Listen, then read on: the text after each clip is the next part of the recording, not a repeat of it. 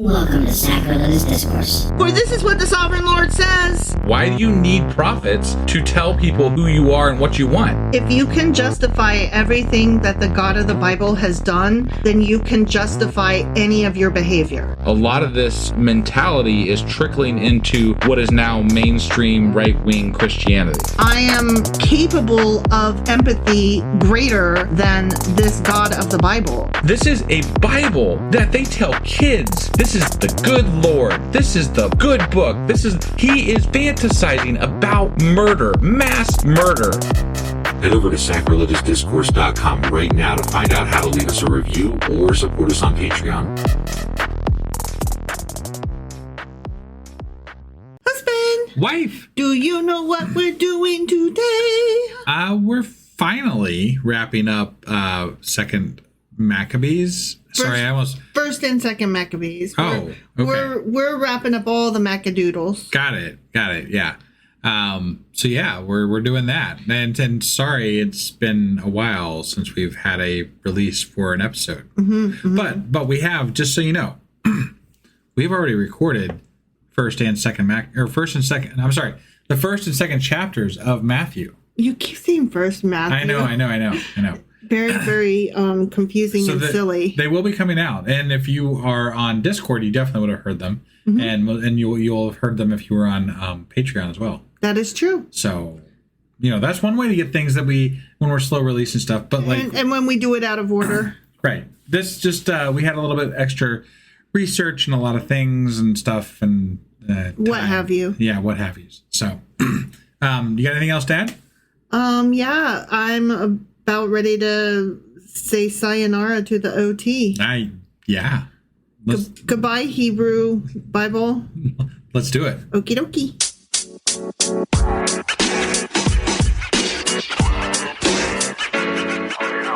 All right, let's hop into the Macadoodles of it all. Okay. So, we know that first and second Macadoodles were kind of covering a lot of the same ground. Yeah, one was from more of a historical perspective, and one was more from a God perspective. Yes. Right. Yes. That first, is second bees being the reference, or whatever, historical, and second being the God.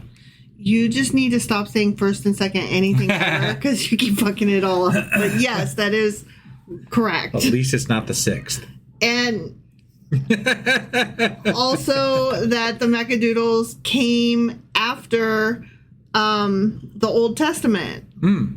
So it fell into that 400-year period that, depending who you ask, is called the 400 years of silence. Right. Remember that whole thing? I do. Okay. So during the time of when we're talking about the Macadoodles, which was the 2nd century BCE. Yeah. Okay. Judea lay right smack dab between the Ptolemaic kingdom in Egypt. Yeah. So the Ptolemies in Egypt. Right. So it was between there and the Seleucid Empire, which was based in Syria. Okay. Okay. All right. So Judea is like smack dab in the middle of Greece and Egypt. Okay. And just to kind of put that into perspective for, if you're trying to imagine it on a map today. Yeah. Okay. Well, I mean, Syria is not Greece, but yes. So it's right. But that part of the Seleucid Empire was Syria, probably the largest portion of it. Yes. I'm just trying to put it into perspective for somebody who is geographically challenged. Sure. And might have an idea where those places are. That gives you a roundabout idea. Right. Okay. Right. So it was right between those two kingdoms, okay? The kingdom and the empire. Okay. And the monarchy, those were the monarchies that had formed following the death of Alexander the Great.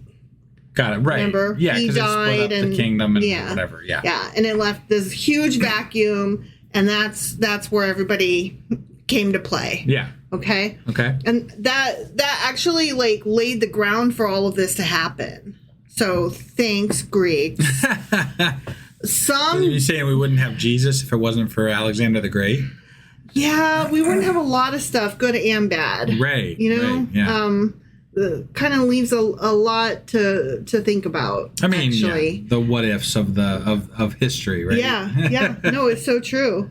Some Jews, mainly those of the urban upper class, wanted to dispense with Jewish law, and they just wanted to like go Greek. They wanted to adopt a Greek lifestyle. Sure. Okay. They were like, I mean, the Greeks seemed to have a pretty good. They were in a pretty good time of things. You know? They had a pretty good time of things. Like we talked about like Greece, baby, and how this was the golden age of Greece, and they were just having all kinds of discoveries and creations, and their art was taken off. Yeah. Language was flipping. Education was coming to everybody, and just civilization. Like people were able to finally like settle down and chillax for a minute. Sure. You know? Sure. Greece was pretty cool during this time period. So a lot of the Jews were like, meh, we haven't heard about God coming to visit and angels and shit. Yeah. Like for quite some time. And I really like what the Greeks are wearing. They have some great clothes and styles. Let's go Greek. Yeah. So the Hellenizing Jews. The yogurt too. I mean, you know, I'm just saying. Stop. Don't be ridiculous. So the Hellenizing Jews, and when we say Hellenizing, we mean the Greek Jews. Sure. Okay.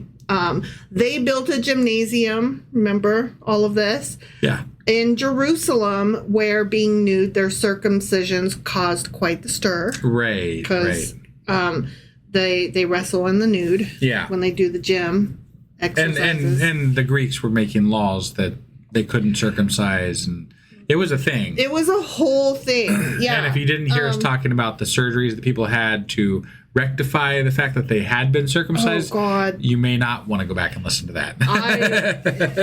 Yeah, that was a whole thing. Yeah, so Antioch Epiphanes was like saying, y'all need to stop with all of your Jewish ways, right, and stop it. Stop being Jewish. Yeah. And some of the Jews were like, yeah, okay. And then others of the Jews were like, but no. What about no? Right. And so there was just all of this shit came downhill, right? So the Maccabees were a group of Jewish rebel warriors who retook control of Judea, and they won for a minute. Okay, right. It was awesome. Yeah. They created this whole empire, the Hasmonean Empire. Sure. Okay, and but it was only good for a minute. For a minute, right? But that's what the Maccabees, First and Second Maccabees, are all about. Like they don't tell you, like they don't go past where they won. They're just like, yay, we won, right? And so that's what this is about. That 5 minutes, like leading up to that 5-minute victory. Yeah. Okay. So the Hasmoneans founded the Hasmonean dynasty. Sure. Okay. And it came about because of the Maccabean Revolt, rebellion. Yeah. And the Hasmonean dynasty ruled from 167 BCE after the Maccabean Revolt to 37 BCE. I mean, that's a fairly pretty decent. Yeah, that's more than 5 minutes. I'll say about 15 minutes, given I guess whatever. They reasserted the Jewish religion. They freed Judea from the Syrian Greek occupiers, and they reduced the influence of Hellenism and Hellenistic Judaism, which was a thing. They were like, Greeks, get out of here. Right. We're not trying to have your stuff. Sure. Okay. Well, and when I was saying that that it lasted 5 minutes, from what I recall from previous discussions, is that they didn't have the best time of things in their own rulings. Like when they tried to rule themselves, it didn't go so well. It did not. The Jewish dynasty ruled Judea during the Hellenistic times of the Second Temple period, from around 141 BCE to 37 BCE. Sure. And they took some interesting titles. The Hasmonean rulers took the Greek title Basileus. Okay. Which that's where we get like basilica and stuff like that. Okay. Like, Rome. Got it. The basilica. Yeah. Okay. Like those words share a root. The Greek title Basileus means king. Got it. So that's very interesting. Yeah. Okay. Between around 141 and 116 BCE, the dynasty ruled Judea semi-autonomously within the Seleucid Empire. Okay. All right. So, like, they were in charge of their own shit, but they still fell under the Seleucid Empire for this time period. Got it. From roughly 110 BCE, with the Seleucid Empire disintegrating, they gained further autonomy and expanded into the neighboring regions of Perea, Samaria, Idumea, Galilee, and Iturea. Okay. So they spread out. And this, we heard more about this in the first Maccabees, where they kind of did this whole expansionist thing. Yes. And that's why it's been a minute. So that's why I kind of wanted to just go back over, like, this is what we read. This is what these two books were trying to tell us. Okay. This is what actually happened outside of what the books told us. Sure. But within the scope of what the books were about. Right. Does that make sense? Yeah. Okay. So they were a fully independent kingdom from 104 to 63 BCE. So they were like, okay, we're on our own. For like 40 years? Yeah. Okay. Yeah. So, like, again, they were like free for 5 minutes. Yeah. Yeah. We went from 5 to 15 minutes back to no, just kidding, 5 minutes. Right. Forces of the Roman Republic intervened in the Hasmonean Civil War in 63 BCE, turning the kingdom into a Roman client state and marking an irreversible decline of Hasmonean power. Now, this wasn't covered in Maccabees, and you might be asking, why am I even mentioning this? Because while this is a wrap-up of the Old Testament, in particular, a wrap-up of the Maccabees, which come after the Old Testament, I kind of want to just talk a little bit about, like, the lead up to Jesus. The lead up to Jesus, because that did not happen in a vacuum. And we've said that multiple times, but I just think it bears repeating. So they were, like, ruled semi-autonomously under the Seleucid Empire. Then they had 5 minutes of full autonomy, and then the Romans came in and were like, psych. So then they became a Roman client state. Sure. Okay? Yeah. And Herod the Great displaced the last reigning Hasmonean client ruler in 37 BCE. And that is very important because Herod is the king that kicks off the whole Jesus story. Right. So the Maccabees really do lead right into this. Sure. Over 100-year period after the Maccabean Revolt. Yeah. But it does, like, really. Yeah. What happened in this revolt leads right into Jesus' times. Exactly. So, exactly. Right. So it's just this, like, slow roll of history that you're just, like, watching the ball and you're like, oh, it led to this, it led to this, it led to this. I will say one thing. I didn't hear them talk one bit about David's line during the Maccabees. Right.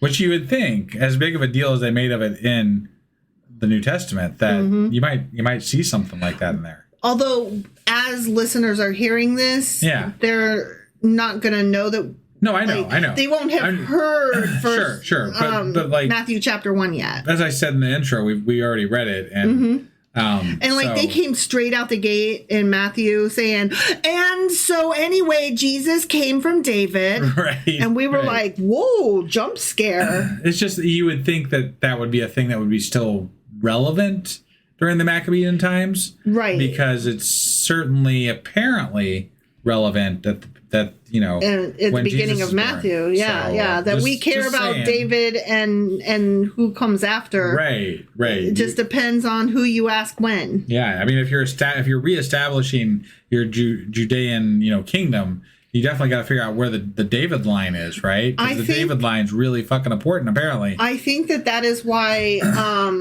both the Jewish and the Protestant faiths do not include Maccabees, because whereas both of those are historical and important for establishing Hanukkah and establishing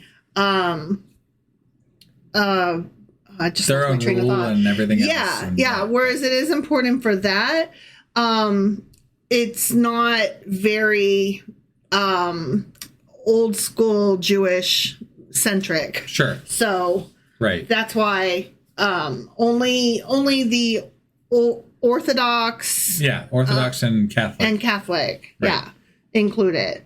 So the author of the first book of Maccabees regards the Maccabean Revolt as a rising of pious Jews against the Seleucid king who had tried to eradicate the religion and against the Jews who supported him. So First Maccabees was ultimately a political argument. Sure. And Okay. it sounded very much that way.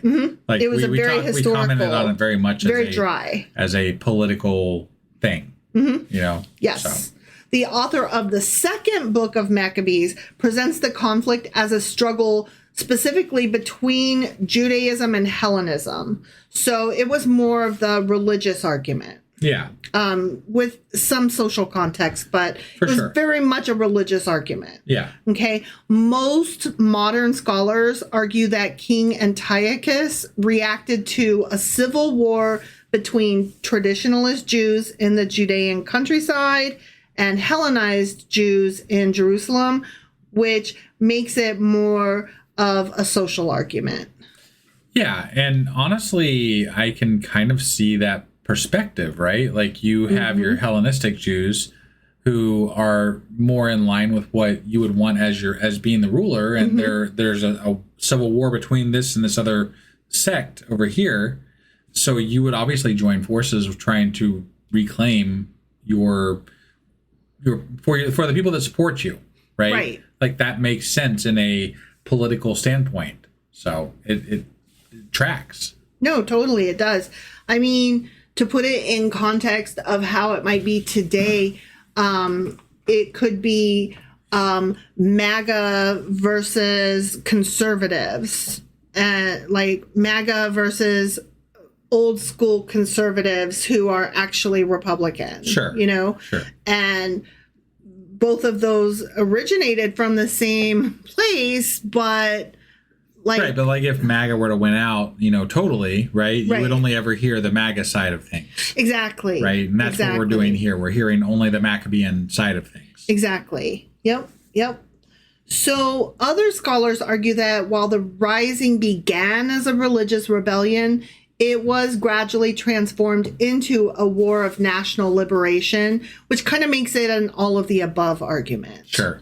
And that's what it was. It was a civil social thing. It was political. It was religious. It was a civil war. Right. So I just think it's really interesting that like we're talking about this in terms of was it just a historical argument? Like, was it just a political thing that happened? Was it just religion? No, it was all of the above, as Sure. it usually is. Right. Especially back in those times, for sure.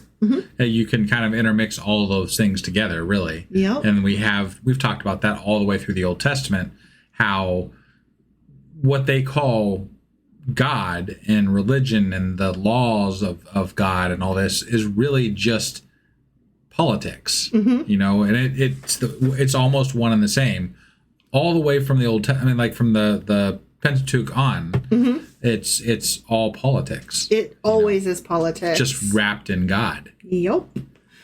So First Maccabees is set about a century and a half after the conquest of Judea by the Greeks under Alexander the Great. Alexander the Great. Spit it out, kid.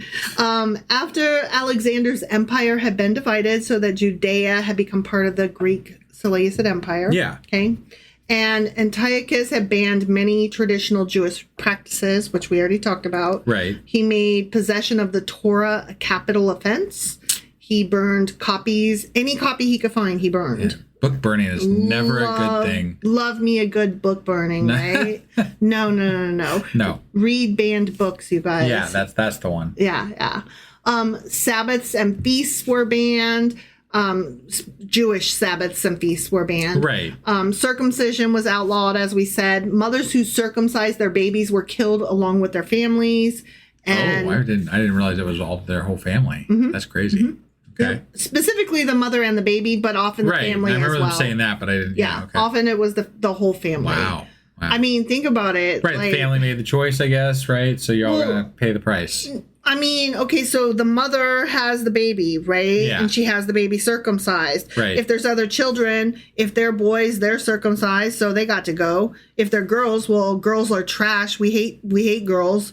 Girls are gross. The only thing worse than being anything is being a girl, right? So kill them too. The father, I mean, how could he be so unmanly as to let all this happen? And oh dear, look at his dick. He's been circumcised too. Yeah, just kill them all.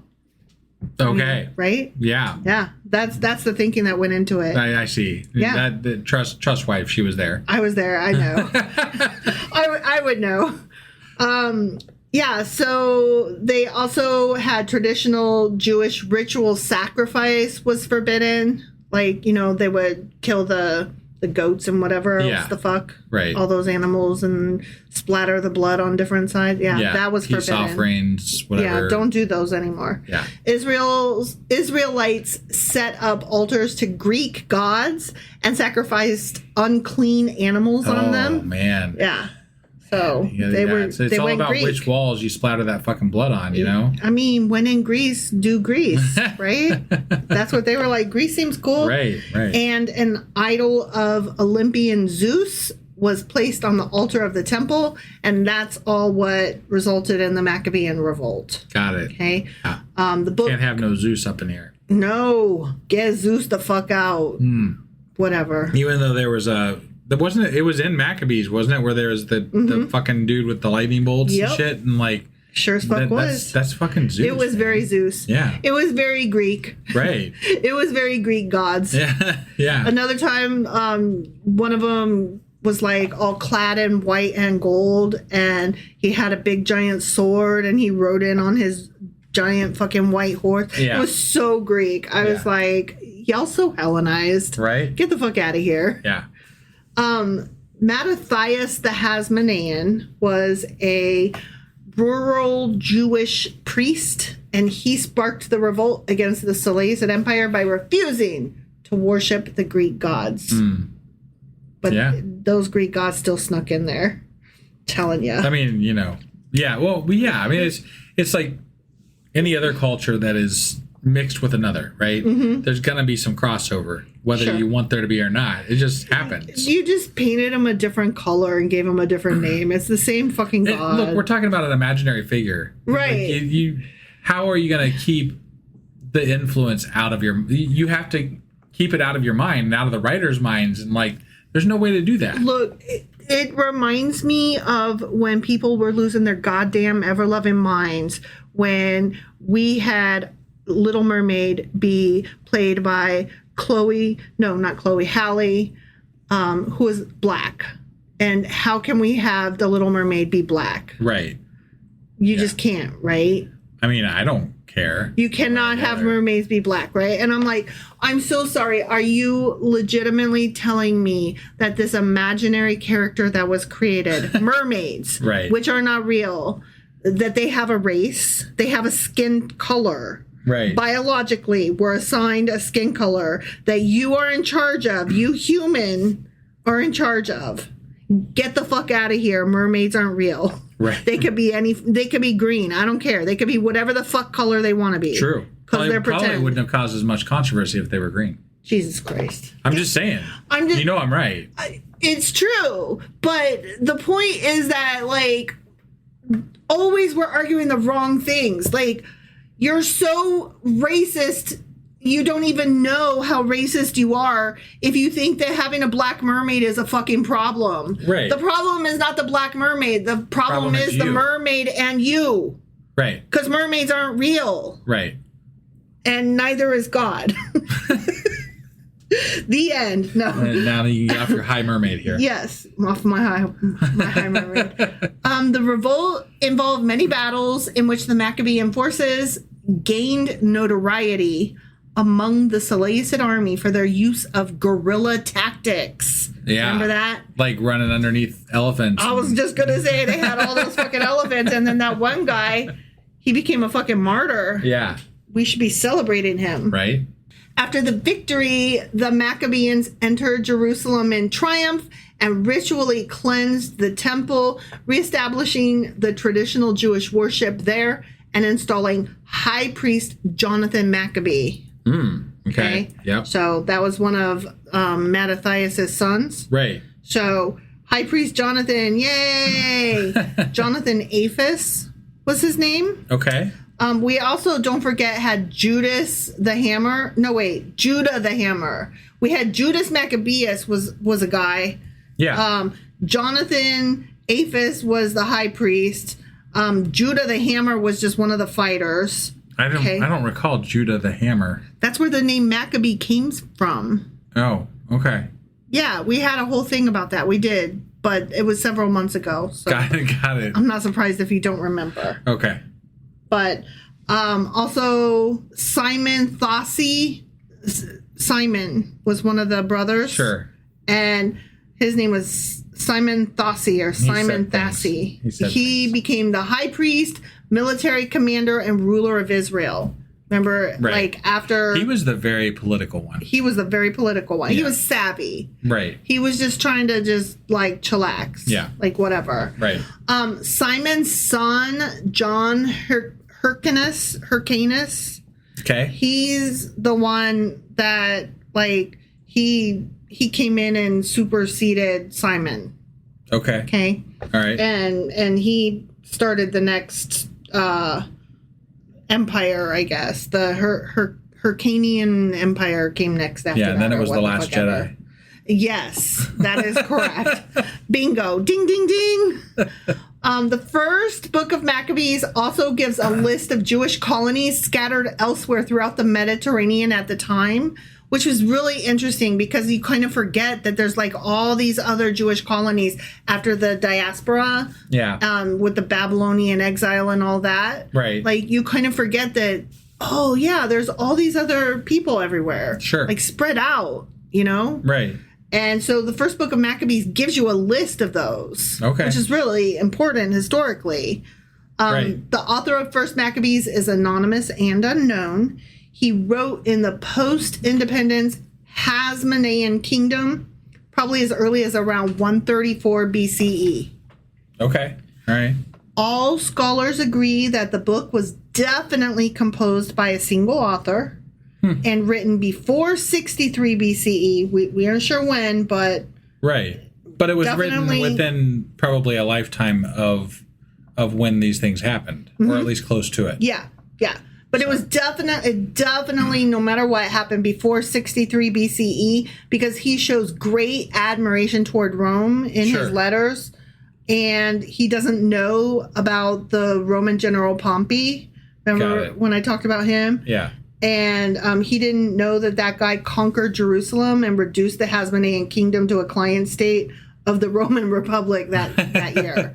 So Yeah, they were still friends back then. Yeah. right. So it definitely was written before 63 BCE. Sure. Okay.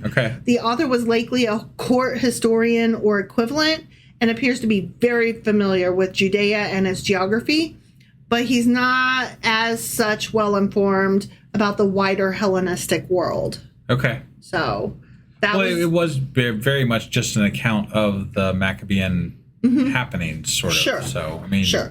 that makes sense.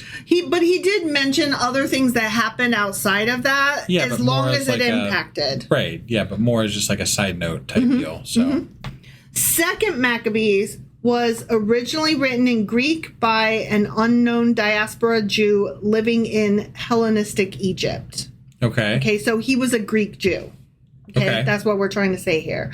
It was likely written sometime between 150 and 100 BCE. Okay. It's generally considered that the work must have been written no later than the 70s BCE, Okay. given that the author seems unaware that Pompey would defeat the Hasmonean kingdom Okay. and make Judea a Roman protectorate. It's actually surprising to me because of the way the wording, the way things are, like the re-emphasizing of God and all this. It seemed like there was more time between them, but Yeah. there wasn't. There Interesting. wasn't. That's very interesting to me, actually. Yeah. Me too. I thought that there would be like 100 to 200 years between them, Right. but they were actually pretty much written Near the around- same time frame. Yeah, like almost back to back. Even though Second Maccabees is not a sequel. Right. And I guess it does make some sense in retrospect, because there's no, like you said, there's no mention of the Romans. There's no, like, this Except stuff for that letter of, could we be friends? Right, Would you right. help us? So they were still innocent of, like, what was going to happen. Yeah, even in they the had Second Maccabees, no so, idea. Yeah, None. that's interesting. Right? Yeah. It's considered never mind. The author of Second Maccabees, much like First, is not identified, but he claims to be abridging a 5-volume work by Jason of Cyrene, which I will talk about him briefly here in a second, because we did mention him more than once. I thought it was important to be like, who is Jason guy? Right. And what is his 5-volume work? Yeah.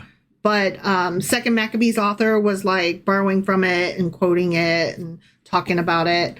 So the author appears to be an Egyptian Jew, possibly writing from the capital of Alexandria, addressing other diaspora Jews. So that's why his was more religious. Got it. Second Maccabees has traditionally been considered a somewhat lesser source on the history of the Maccabean Revolt than First Maccabees by secular historians. Well, yeah, obviously. Yeah, and it would only, like, Second Maccabees only really covers the first section of what First Maccabees covered. Yeah, so First Maccabees covers quite a large swath of time. Yeah, exactly. They're both interesting, I think. Like, I'm really glad we read them. Yeah. They're both interesting from different perspectives. Yeah. And I think they're both really important to history. Definitely. So one more for history than the other, but Yeah, definitely. When I say important to history, I mean looking at why they were written, looking at how they were written, who wrote them, what the intention was, who they were writing them for. That's what I mean. Okay. Not that the information contained therein was necessarily historically accurate. Got it. So I'm looking at it more as a literary importance than a historical importance, if that makes sense. Sure. So let's talk about that Jason guy. Yeah. Jason of Cyrene. He was a Hellenistic Jew, so he was Greek, who lived around the middle of the 2nd century BCE, sometime between 160 and 110 BCE. Sure. Okay. He's the author of a 5-volume history of the Maccabean Revolt and its preceding events. So he was writing about the time period between 178 to 160 BCE. Interesting. But the work became lost. It's a lost work. Huh. The only reason that we know anything about it is because the Maccabees referenced it. Right. And quoted it and talked about it. And they were like, as you know from Jason's great text. And we're like, who the fuck is Jason? And he's like, Jason. Right. And we're like, oh. Yeah, apparently. Yes, Jason of Cyrene. Yes. Right. And his great work. He wrote stuff. He sure did. Right. While he was Greek speaking, he still favored the rebel Maccabees in their revolt against the Seleucid Empire, which is really interesting. Yeah. So he was like not part of the quote unquote progressive Jews that were wanting to be Hellenistic. Right. He was like, no, fuck that. Even though he was part of them socially. Got it. He was part of them socially, but did not believe in them religiously and politically. Got it. So I thought that was super interesting. Yeah. Diaspora Jews had spread through Ptolemaic lands in this era, so through Egypt. So him being from Cyrene is totally plausible. And the long-standing Ptolemaic rivalry with the Seleucids that had resulted in the Syrian wars would have meant that supporting the Maccabees and opposing the Seleucids would have aligned with the politics of the government where he lived. Yeah. So there would be little fear of censorship. He could write whatever he wanted. Okay. So it was like totally, yeah, that makes sense. Sure. So anyway, that's enough about the Maccabees. Let's get into some you're always wrong. So contradictions. contradictions. We're throwing this into one episode today. We are, because there's not a lot. Because here's the thing. I don't have actual questions for you to choose. You're not wrong today. Okay. Because there aren't clean contradictions between First and Second Maccabees versus the Hebrew Bible. Right. Okay? Yeah. And that makes me really sad because I love calling you wrong. Sure. But in this case, they just don't cover the same material. Yeah. So there's not a lot it's harder to have the contradictions. Sure. Yeah. Makes sense. There are, however, some issues between the texts worth mentioning. Okay. And so that's what I'm bringing to the table for quote unquote contradictions. Got it. Okay. Yeah. Okay. One of these, and I put these in order of how they appear in the Macadoodles. Sure. Okay. So there are apparent historical discrepancies with earlier Old Testament accounts. For example, in First Maccabees, that has a feeling of contradiction with Daniel, the book of Daniel, because Antiochus IV Epiphanes sets up the abomination of desolation. Remember how much I love that phrase? Yeah. That has a conflict with the OT because Daniel describes similar events, but in a much more symbolic and prophetic framework. So these aren't really contradictions so much as they're different genres. History versus apocalyptic prophecy. Okay. They're describing overlapping events. They're just describing them from different moods. Okay. Got it. So that's kind of the stuff that we've got going on here. But there are some better examples here. Okay. In Second Maccabees, the part where we have the 7 brothers. Yes. Do you remember how they were like the frying pan and stuff, or whatever the hell it was? Yeah. Ugh. We've got like martyrdom and resurrection theology happening in this story, right? Yeah. There's explicit statements about bodily resurrection and eternal reward or punishment. Right. That's weird. It is. That's super Which is why weird. I thought that maybe Second Maccabees was written much later. So Exactly. I didn't. It's interesting wording. It really was. This conflicts with the Old Testament in that resurrection is only hinted at in texts like Daniel, and earlier Old Testament books are much less explicit about the afterlife, about any kind of afterlife. Right. They're like, There was somebody that was resurrected in the Old Testament. I remember that the priest hovered over them or something like that. It was something weird. But I can't remember exactly what it was. Weird. It wasn't the norm. Right. It was weird. Yeah. And that's why this is, again, like that doesn't really fit with the majority of what the Old Testament's about. Right. Like most of the Old Testament was about, listen, this is how we live our life. To be clean, we need to follow these fucking rules. Well, I will say this, that by the time we get to this time frame with Judaism, and especially as now we're heading into the New Testament, the ideas of what Judaism is versus what it was have evolved quite a bit. Yes, that actually is pretty much my summarizing statement on this. Oh, sorry. No, it's so true. It's so true.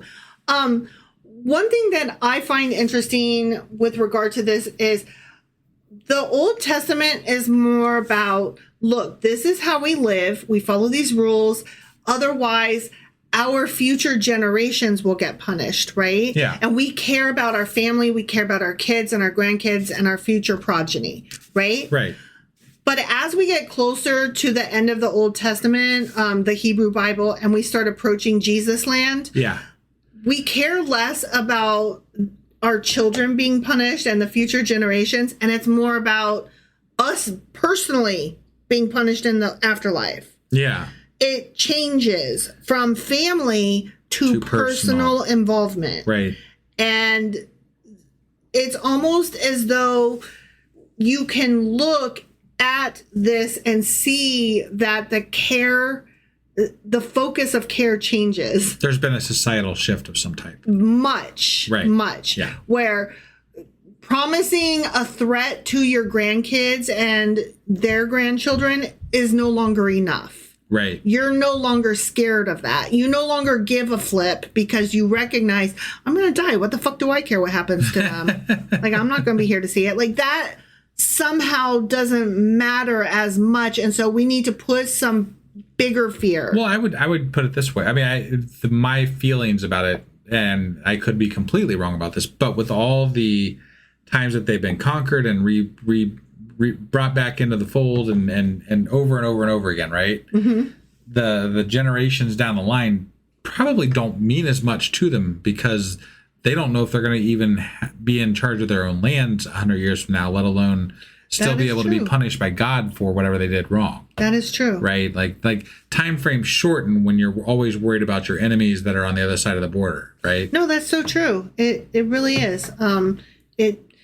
It just changes the focus to what you can afford to be afraid of. Yeah.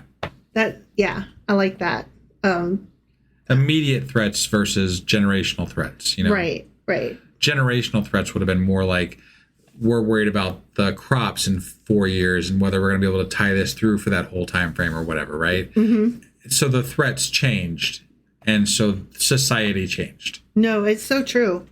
It's just I don't know. I find that so interesting. The entire shift, their entire religion shifted, right? And you can see it in the way the books are written. I can, just thinking back on what we read, I can see it in my mind. You know, like, I can see how it changed. Yeah.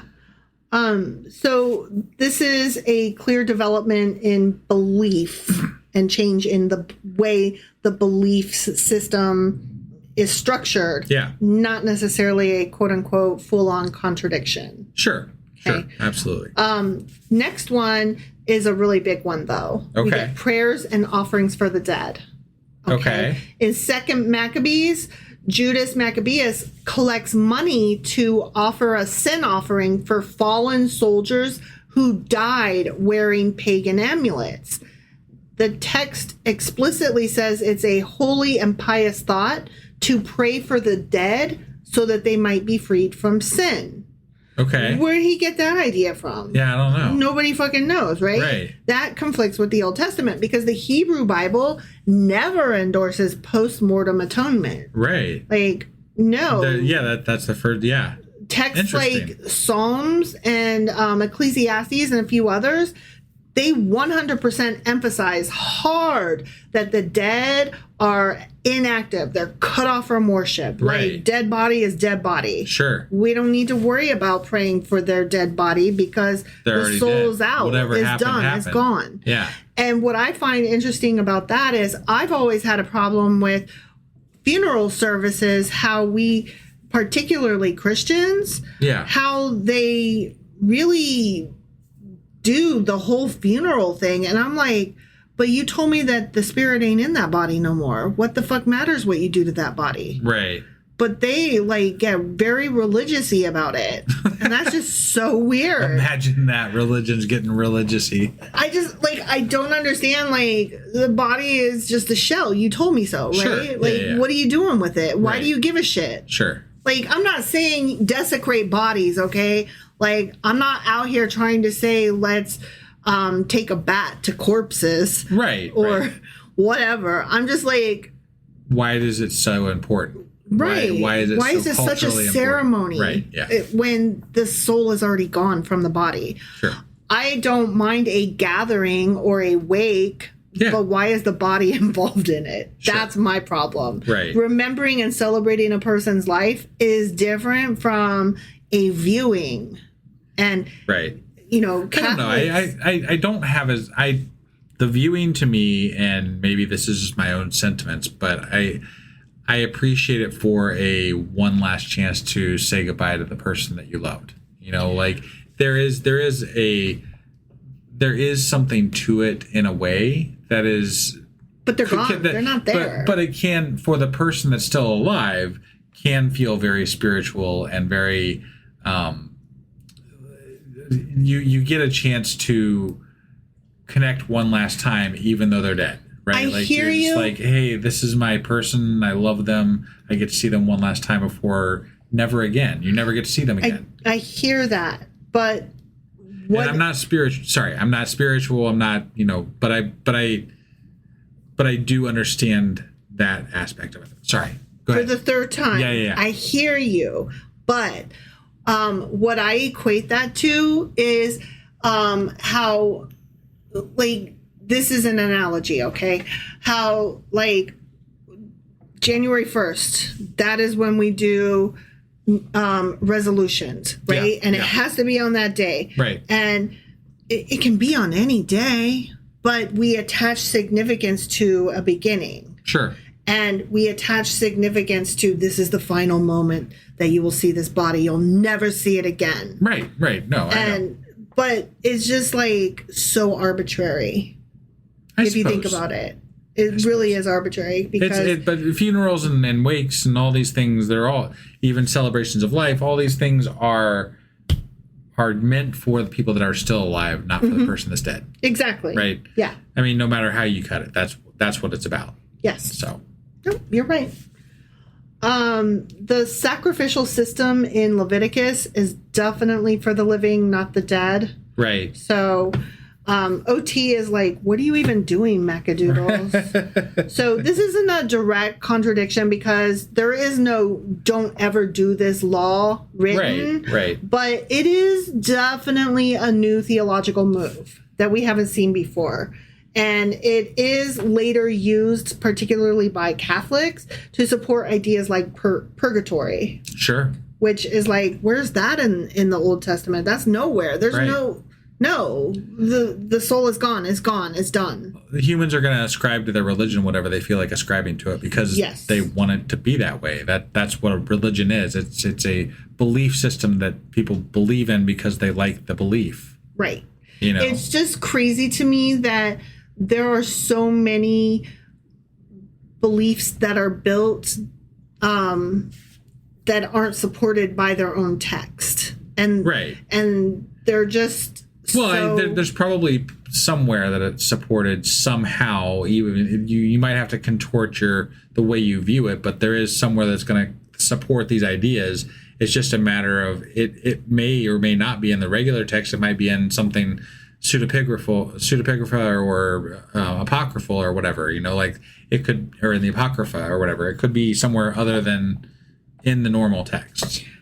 But that is crazy to me. Sure. No, I don't disagree. I'm just saying that I'm sure there's an explanation if you talk to somebody that's high up in the Catholic Church, right? Right, but I'm talking about like the average yo-yo. Sure. Like walking down the street and I'm like, hey, so why do you do that? Or why do you think that? That's like totally not even in the Bible like at all.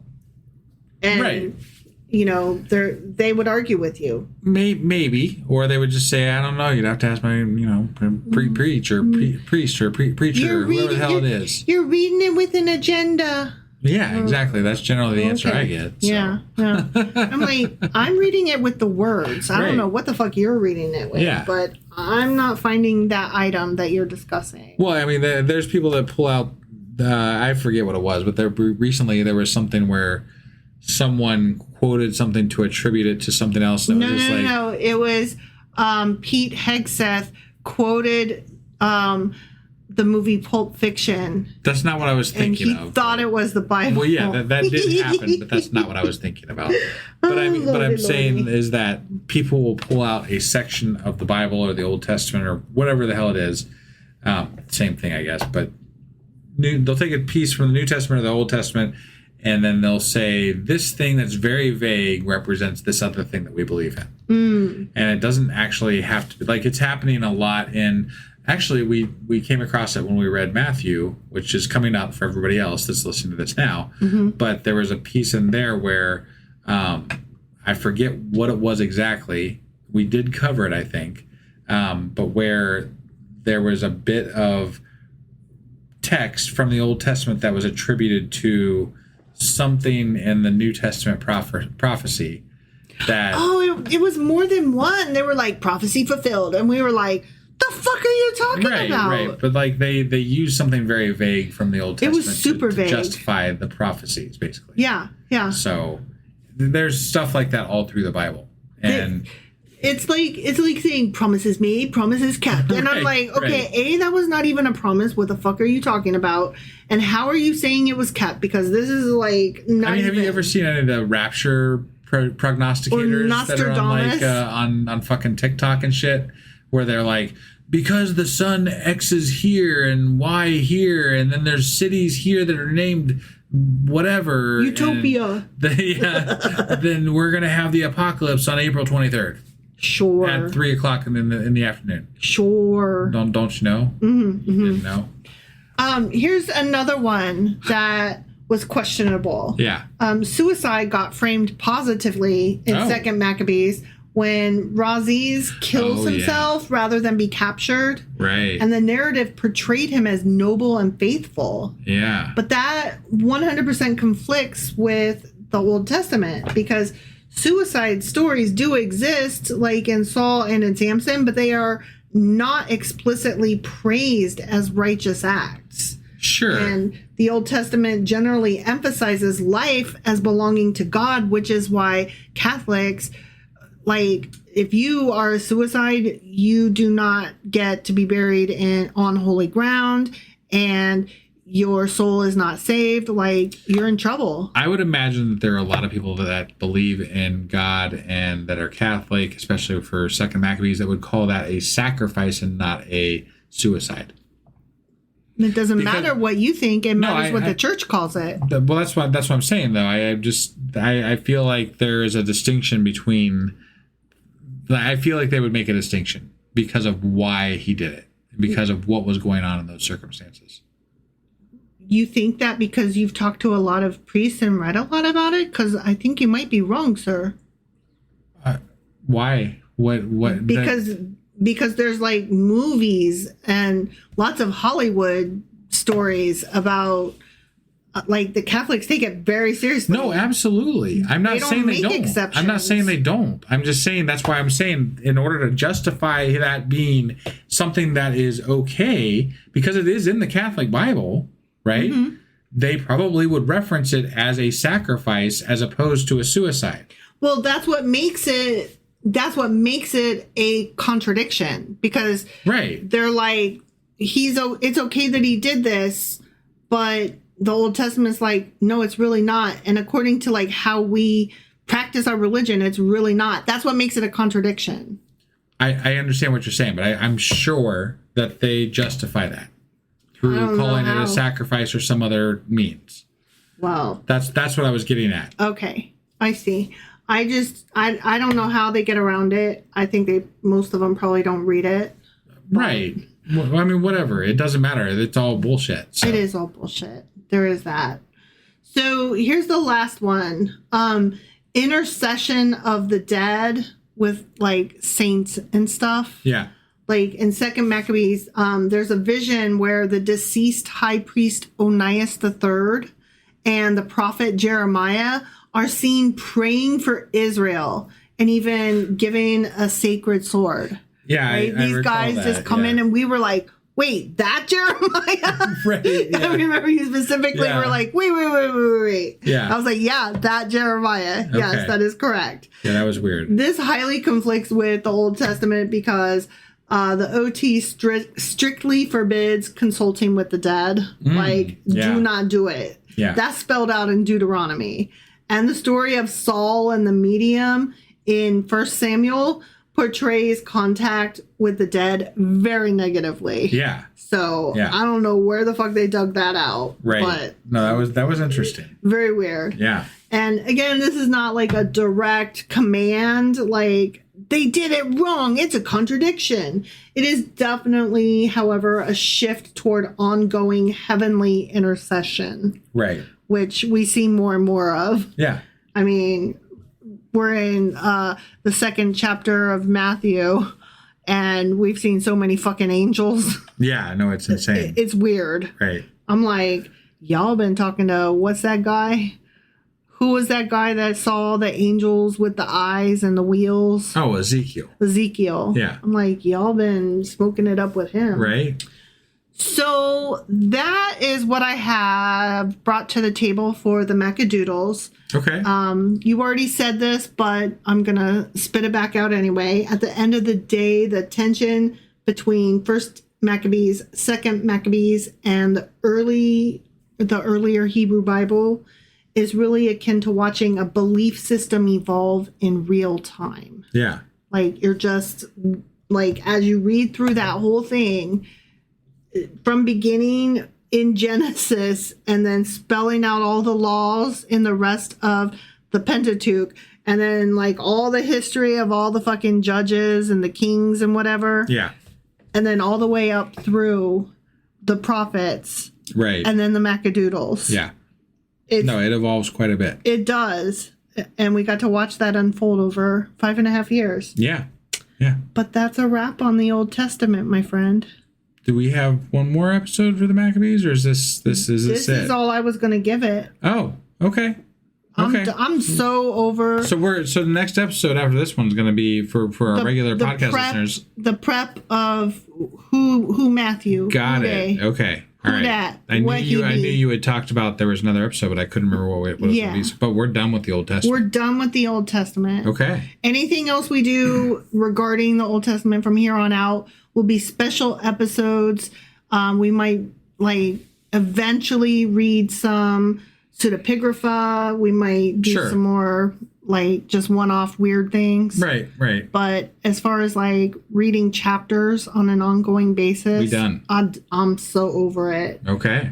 Fuck the OT. God's a dick. Yeah. Thanks for joining us, guys.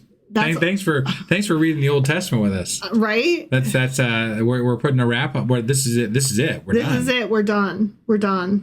I'm so I want to be excited and be like, yeah, we did it. But instead I'm just I'm so done. There's a difference in I'm done versus I'm done. Right. Yeah. And that's how I feel about it. Yeah. All right. Well, we're sorry that this took a little while to get out, but glad you're still here with us. And we will see you next time for the intro to Matthew. Yes. And it's fun. All right. We'll see you then. Bye.